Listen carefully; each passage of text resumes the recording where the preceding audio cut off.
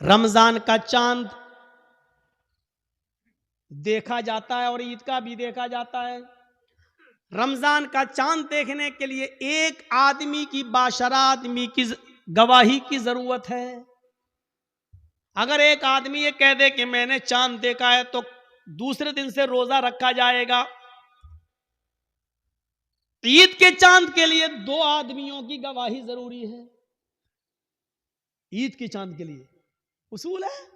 अब रमजान के लिए एक आदमी की गवाही काफी है, लेकिन ईद के चांद के लिए 2 की गवाही चाहिए। क्यों चाहिए? अल्लाह के नबी से पूछो, हर चीज का जवाब हमारे पास नहीं है, बस नबी ने कह दिया, हमें मानना पड़ेगा।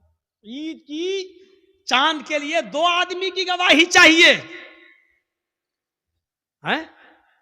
लेकिन जब रमजान में एक आदमी की गवाही आप मानेंगे या ईद के चांद के लिए 2 आदमी की गवाही मानेंगे, तो उस वक्त भी देखा जाएगा ये एक आदमी जो रोजे की गवाही दे रहा है ये 5 वक्त का नमाजी है या नहीं है। अगर 5 वक्त का नमाजी है, बाशरा है, समाज में इसको झूठा नहीं कहा जाता है, इसकी बात मानी जाती है, दीनदार है, नमाजी है, तो उसकी बात मानी जाएगी। नमाज रोजे का पाबंद नहीं है, जुमे तक की नमाज नहीं पढ़ता है, ऐसा आदमी गवाही दे रहा है तो उसकी गवाही भी, चाहे वो कितना भी सच बोल रहा हो, उसकी गवाही भी उसकी जेब में घुसेड़ दी जाएगी। भाग, नहीं तस्लीम की। रोजे का चांद एक आदमी की गवाही है, और एक आदमी अगर नहीं देखता चांद, लेकिन एक औरत चांद देखती है तो एक औरत की गवाही नहीं मानी जाएगी। 2 औरतों की गवाही एक मर्द के बराबर है। लिहाजा औरतें 2 होना चाहिए, आदमी एक आदमी अगर कह दे बाशरा हो कि मैंने रोजे का चांद देखा है रमजान का, तो रोजा रखा जाएगा। लेकिन एक औरत, चाहे वो कितनी भी नेक हो, दीनदार हो, नमाजी तहज्जुद गुजार हो, लेकिन एक औरत अगर चांद की गवाही देती है तो उसकी बात नहीं मानी जाएगी। 2 औरतें होना चाहिए।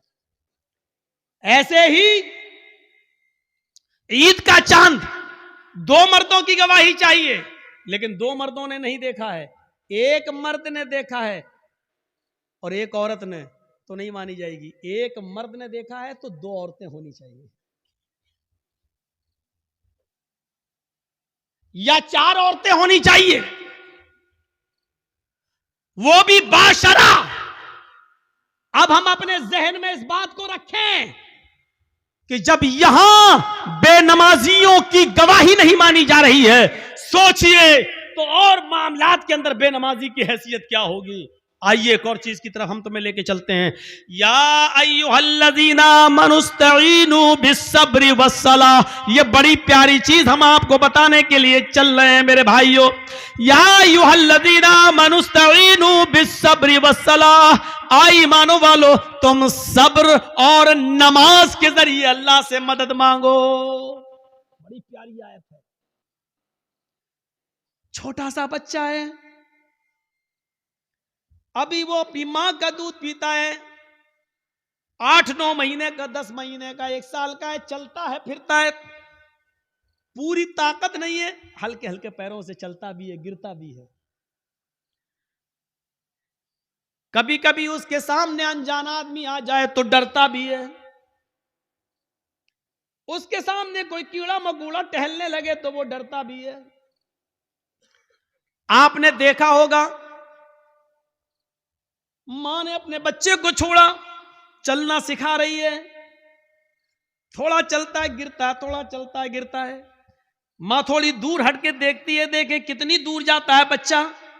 बच्चा थोड़ी दूर गया, वहां कोई जानवर देखा, कोई कीड़ा मकोड़ा देखा, वो उधर से पलटा और भागता है अपने मां के पास। मां जल्दी से अपने दोनों बाहें फैला देती है, और बच्चा जब डरता है तो वो अपनी मां की गोद में आ जाता है। जैसे ही बच्चा अपनी मां की गोद में आता है, वो अपने आप को बिल्कुल महफूज कर लेता है, समझ लेता है। अब वो समझता है कि मैं सबसे बड़े खतरे से टल चुका हूं, अब सबसे बड़ी मुसीबत, भाई बच्चे के लिए तो वही सबसे बड़ी मुसीबत है जिससे वो डर रहा है। बच्चा अपनी मां की गोद में आया, और जैसे ही वो अपने मां की गोद में आता है, वो समझता है कि अब मुझे कोई खतरा नहीं है, क्योंकि मैं एक सुरक्षित गोद में आ गया हूं, एक महफूज गोद में के अंदर आ गया हूं। अब मुझे दुनिया व माफिया का कोई खतरा नहीं है। बच्चा अपनी मां की गोद में आ जाता है तो वो दुनिया के बड़े से बड़े खतरे से अपने आप को महफूज समझ लेता है। कुरान यही फरमा रहा है, लोगों नमाज ये मां की गोद है। तुम्हारे लिए बड़े से बड़े खतरे जब तुम्हारे सामने आए, बड़ी से बड़ी मुसीबतें जब तुम्हारे सामने आए, बड़े से बड़े खौफनाक मरहले जब तुम्हारे सामने आए, तो तुम नमाज की आगोश में आ जाओ, नमाज की गोद में आ जाओ। जब तुम मस्जिद में आ जाओगे, नमाज की आगोश में आ जाओगे, तो तुम उस खतरे से महफूज हो गए। नमाज अपने नमाजी को अपनी गोद में ऐसे ले लेती है जैसे मां अपनी गोद में अपने बच्चे को ले लेती है। जैसे बच्चा मां की गोद में आकर अपने आप को महफूज समझ लेता है, ऐसे ही नमाजी नमाज के अंदर अपने आप को महफूज समझ लेता है। एक सहाबी हैं, जंग हो रही है, नमाज का वक्त हो जाता है। नमाज के वक्त ही में अबू दाऊद शरीफ की रिवायत है, एक तीर आता है और तीर आते ही उनकी पीठ में लगता है। और सोचो, तीर किसी की पीठ में लग जाए और नमाज के अंदर लग जाए। लगी, हाथ बंधे हुए हैं, तीर पीछे लगता है, खून बहने लगता है और टपकने लगता है। लेकिन इन्होंने कुरान पढ़ना बंद नहीं किया, पूरी नमाज पढ़ ली। जब सलाम फेरा, अस्सलामु अलैकुम वरहमतुल्लाह, अस्सलामु अलैकुम वरहमतुल्लाह, लोग उनके पास आए, साहब ये क्या किया तुमने? इतना खतरनाक तीर आधे से ज्यादा तुम्हारी पीठ में घुस गया, खून से पूरी चटाई भीग गई, तुम्हारा कपड़े लहूलुहान हो गए और तुम नमाज में मसरूफ हो। उस सहाबी ने जवाब दिया, जब मैं नमाज पढ़ रहा था, अल्लाह की कसम मेरी पीठ में कब तीर लगा मुझे पता ही नहीं चला, इसलिए कि मैं सूरह कहफ की तिलावत कर रहा था और सूरह कहफ की तिलावत करते हुए मुझे इतना मजा आ रहा था, इतना इंजॉय मिल रहा था। सूरह कहफ की तिलावत ने मुझे तीर की तकलीफ भुला दिया, मुझे पता ही नहीं चल रहा है कि मुझे तीर लगा है।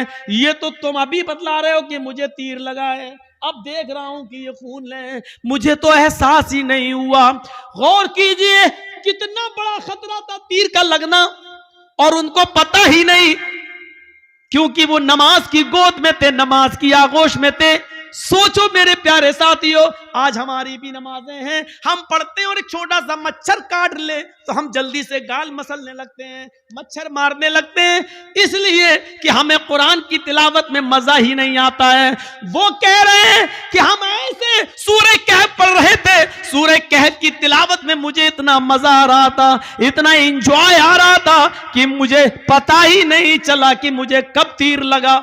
या अय्युहल्लज़ीना आमनुस्तईनु बिस्सब्रि वस्सलाह, ईमानो वालो तुम सब्र और नमाज के जरिए अल्लाह से मदद मांगो, सब्र और नमाज के जरिए अल्लाह से मदद मांगो। सब्र और नमाज के जरिए सब्र करो और नमाज आगोश में आ जाओ नमाज के।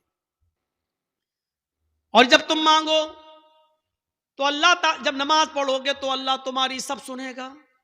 हाँ, ऐसा भी हो सकता है कि नमाज के बाद तुम कुछ मांग रहे हो और अल्लाह नहीं दे रहा है, ये हो सकता है, तो इसमें घबराना नहीं चाहिए।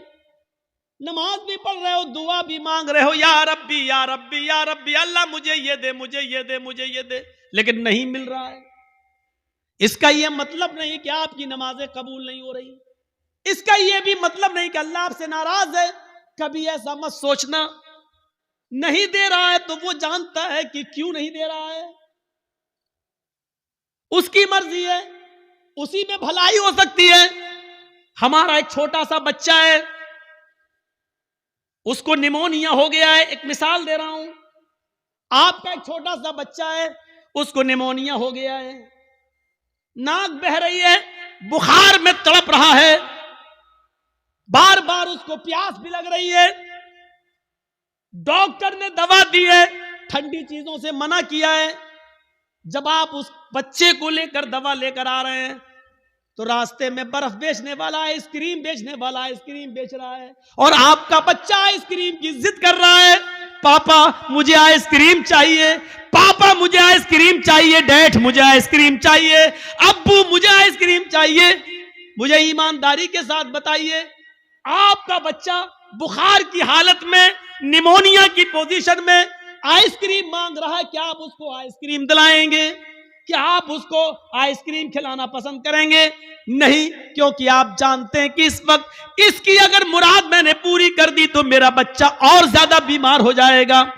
आप उसके हजार जिद करने के बावजूद आप उसको आइसक्रीम नहीं देंगे, जबकि आपको बुरा लग रहा है कि मेरा बच्चा बेचारा मांग रहा है। आप नहीं चाहते कि उसकी तमन्ना पूरी ना हो, आप चाहते हैं कि दिलाएं, लेकिन उसकी बीमारी बतला रही है आइसक्रीम उसके लिए नुकसानदेह है। आप बाप होते हुए भी अपने बच्चे को आइसक्रीम नहीं दिलाएंगे, क्योंकि आप जानते हैं कि मेरे बच्चे के लिए क्या अच्छा है क्या बुरा है। आप कहिए अल्लाह मुझे ये दे, मुझे ये दे, मुझे ये दे, और नहीं मिल रहा है तो नाराज मत होइए, क्योंकि आपका रब जानता है आपको क्या देना है और क्या नहीं देना है। वो क्यों नहीं दे रहा है आपको, इस पे अल्लाह ताला से शिकवा मत करिए, शिकायत मत कीजिए। हो सकता है उसका न देने में ही भलाई हो जो चीज आप मांग रहे हो। एक बादशाह ऐलान करता है, आओ मेरी रियाया, मेरी पब्लिक, जो मुझसे मांगेगी मुंह मांगे मैं उसको दूंगा। सारी की सारी पब्लिक एक मैदान में जमा हो जाती है और बादशाह जो पब्लिक मांगती जा रही है बादशाह देता जा रहा है। एक बुढ़िया एक खच्चर पे बैठ के आई, खच्चर गधे की तरह होता है, खच्चर पे बैठ के आई।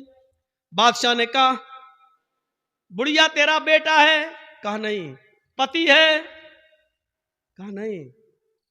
कोई नहीं है? कहा नहीं। आए मेरे वजीर, इस बुढ़िया को 100 दीनार दे दो, 100 सोने की अशरफियां दे दो। बुढ़िया कहने लगी, नहीं, आप बेइंसाफी कर रहे हैं, सबसे पूछ रहे हैं कि बताओ क्या मांगते हो, और जो जो मांग रहा उसको आप देते जा रहे हैं, और मुझसे कह रहे हैं कि इसको 100 अशरफी दे दो सोने की। नहीं, मुझे भी मुंह मांगे इनाम चाहिए। बादशाह ने कहा, बता तुझे क्या चाहिए? उसने कहा, जो खच्चर में लेके आई हूं इसके ऊपर इतना सोना लाद दो कि ये आसानी से लेकर मेरे घर तक पहुंच जाए। इस खच्चर के वजन के बराबर सोना। बादशाह ने कहा, देखो ये तुम गलत कर रही हो। क्या जवाब दिया उस बुढ़िया ने, आपने सबकी मुरादें पूरी की, मेरी भी करो। पब्लिक कहने लगी, हां बादशाह सलामत, आपकी बेइंसाफी, आप गलत कर रहे हैं, सबको मुंह मांगे दे रहे हैं, तो इस बुढ़िया ने भी जो मांगा उसको दो। बादशाह ने कहा, जाओ सोना लेकर आओ और इसके खच्चर पर लाद दो। सोना लाद कर खच्चर पर लेकर बुढ़िया चली गई घर। गांव के लोगों को पता चला, ओ सुनो बहुत सा माल आया, सोना मिला है बुढ़ी को। घर कमजोर था, रात में नकब लगाया, 2-3 चोर अंदर घुसे। बुढ़िया में ताकत ही कितने थी, एक ने पैर पकड़ा, एक ने गर्दन दबा दी, पकड़ा, खत्म। 1 मिनट भी नहीं लगा, बुढ़िया गई और सारा सोना वो लेकर भाग गए। सुबह हंगामा हो गया, बुढ़िया मारी गई, सोना चला गया। बादशाह ने सारी रियाया को फिर बुलाया, कहा लोगों क्या हुआ? कहा बुढ़िया मारी गई, सोना गायब। कहा देखो मैं जानता था, इसीलिए उसको 100 अशरफियां दे रहा था। मैं जानता था कि उस बुढ़ी को लालच है, इतना सोने का करेगी क्या, ना इतना खा पाएगी, उसकी जिंदगी में अब ज्यादा दिन भी तो नहीं रह गए, लेकिन उसके लालच ने उसको मार दिया। इसीलिए मैं उसको 100 सोने की अशरफियां दे रहा था, लेकिन आप लोगों ने मेरी मुखालिफत की। देखो मुझे मालूम था बुढ़िया इतना सोना नहीं संभाल सकेगी, इसलिए मारी गई। एक मामूली बात से ये कह रहा है कि कितना उस बुढ़िया को मिलना चाहिए मैं जानता हूं, और क्या नहीं मिलना चाहिए मैं जानता हूं। तो जो लोग अल्लाह से दुआएं मांगते, मुझे ये दे दे, मुझे ये दे दे, लेकिन नहीं मिल रहा है, उसका रब जानता है कि क्या देना चाहिए क्या नहीं देना चाहिए, कितना देना चाहिए और कितना नहीं देना चाहिए, ये उसको मालूम है। इसलिए उसने जितना दिया है उसी पर राजी रहो, उसी पर खुश रहो। ज्यादा माल तबाही और बर्बादी का बायस भी बन जाता है। कल मैंने बताया था, अल्लाह के नबी ने जब जन्नत में झांक कर देखा तो जन्नत में सबसे ज्यादा गरीब, फकीरों, मिस्कीनों को देखा, और जहन्नम में झांक कर देखा तो सबसे ज्यादा औरतों को देखा। मेरे भाइयों, अंदाजा लगाइए, या अय्युहल्लज़ीना आमनुस्तईनु बिस्सब्रि वस्सलाह। नमाज एक माँ की तरह है। जिस तरह बच्चा माँ की गोद में आ जाता है तो अपने आप को महफूज समझता है, ऐसी बड़ी से बड़ी मुसीबतें जब हमारे और आपके ऊपर आए तो हम नमाज में मसरूफ हो जाएं। यकीन नहीं आता तो सुनो, इब्राहिम अलैहिस्सलाम अपनी बीवी सारा के साथ, सारा, हाजरा तो दूसरी है, सारा पहले थी, पहली बीवी कौन है? सारा। सारा के साथ जा रहे हैं और जालिम बादशाह के मुल्क में घुस जाते हैं। उस मुल्क को क्रॉस करना चाहते हैं। जालिम बादशाह के वजीरों ने लोगों को बताया, बादशाह को बताया, एक आदमी है, उसके साथ एक औरत है और बड़ी खूबसूरत है। बादशाह ने कहा, अच्छा खूबसूरत है, कहां? बुला के लाओ। इब्राहिम और सारा बुला कर लाए गए। बादशाह ने पूछा, ये तुम्हारी कौन है? इब्राहिम अलैहिस्सलाम ने फरमाया, ये मेरी बहन है। इब्राहिम अलैहिस्सलाम ने ये सुन रखा था कि उस बादशाह को अगर ये कह दिया जाए कि ये मेरी बहन है तो भाई के साथ जब बहन को देखता है तो वो फिर हाथ नहीं लगाता है, छोड़ देता है। तो कह दिया कि बहन है। ये झूठ नहीं था। इब्राहिम अलैहिस्सलाम ने जब ये कहा कि ये मेरी बहन है तो इस हैसियत से कहा कि सारी दुनिया के मुसलमान आपस में भाई हैं और सारी दुनिया की औरतें बहन है। ईमानी रिश्ते से उनको अपना बहन दिल में नियत की थी। ईमानी रिश्ते से तो सभी बहन है, हर कोई एक दूसरे का भाई, एक दूसरे की बहन है।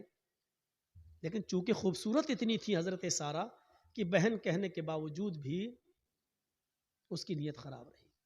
उसने कहा, इनको कहीं ले जाओ और सारा को जरा हमारे दरबार में लेके आओ। इब्राहिम अलैहिस्सलातु वस्सलाम अपनी बीवी से कहते हैं, जाओ। इब्राहिम अलैहिस्सलाम को एक जगह रोक दिया जाता है। सारा को अकेले ले जाया जा रहा है और जब बादशाह के खुलवत में, बादशाह की तन्हाई में सारा को कर दिया जाता है तो बादशाह ने सारा ने दुआ मांगी, इलाहुल आलमीन, मैं अपने शौहर इब्राहिम की अमानत हूं और आज तक मैंने तेरे दीन की कभी मुखालिफत नहीं की है। अल्लाह, इस जालिम बादशाह से मेरी इज्जत व आबरू की हिफाजत फरमा।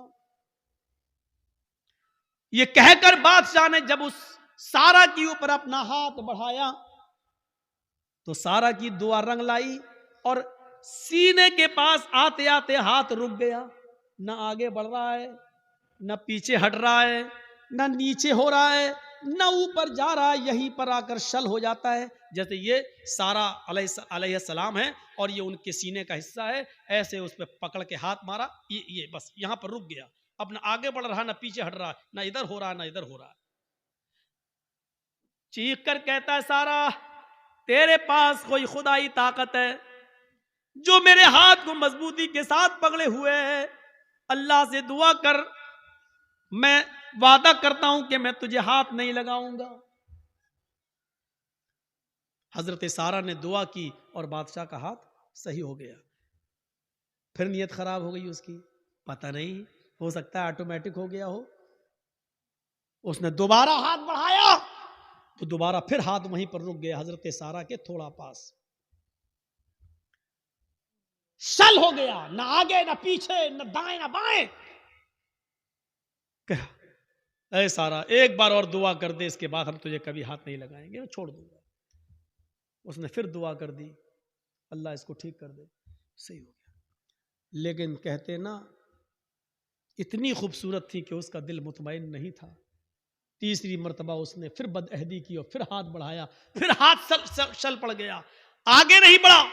कहता है कि मैं कसम खाता हूं अपने रब की, जिसको वो रब मानता था, मैं अपने माबूद की, अपने खुदा की कसम खा के कहता हूं अब हाथ नहीं लगाऊंगा, मुझे आखिरी बार माफ कर दे और दुआ कर।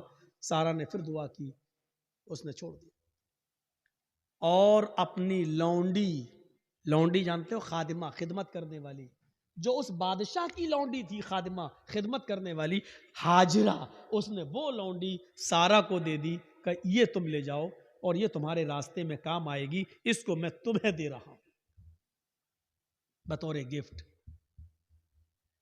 हजरत सारा जब हाजरा को लेकर आई तो पूछा कि मेरे शौहर इब्राहिम कहाँ हैं? बादशाह की पुलिस, बादशाह की फौज जब हजरत सारा को इब्राहिम अलैहिस्सलाम के पास लेकर गए तो हजरत सारा क्या देखती है कि इब्राहिम अलैहिस्सलाम नमाज में मसरूफ हैं, नमाज पढ़ रहे हैं। मुस्लिम शरीफ की हदीस है, वो नमाज में मसरूफ है, नमाज पढ़ रहे हैं और नमाजी में ये दुआ कर रहे हैं कि अल्लाह मेरी बीवी की हिफाजत फरमा, अल्लाह मेरी बीवी की हिफाजत फरमा, अल्लाह जालिम बादशाह के जुल्म से हमारी बीवी को बचा ले। नमाज में मसरूफ हैं। मेरे भाइयों, जब सारा के ऊपर मुसीबत आई और जालिम बादशाह ने जब उनको पकड़ा और अपने आगोश में लेना चाहा तो उनके पति इब्राहिम अलैहिस्सलाम नमाज के अंदर गिर जाते हैं, नमाज में मसरूफ हो जाते हैं, नमाज पढ़ना शुरू कर देते हैं। गौर कीजिए, जब किसी के ऊपर मुसीबत आए तो उसको नमाज के अंदर नमाज पढ़ना चाहिए, उसको नमाज के अंदर अल्लाह रब्बुल आलमीन से दुआ करनी चाहिए, क्योंकि नमाज एक माँ है, आपको अपनी आगोश में ले लेगी और जब आप नमाज की आगोश में आ जाएंगे तो सारे खतरों से महफूज हो जाएंगे, सारे खतरों से आप अलग हो जाएंगे, फिर कोई खतरा नहीं रहेगा, टल जाएगा वो खतरा।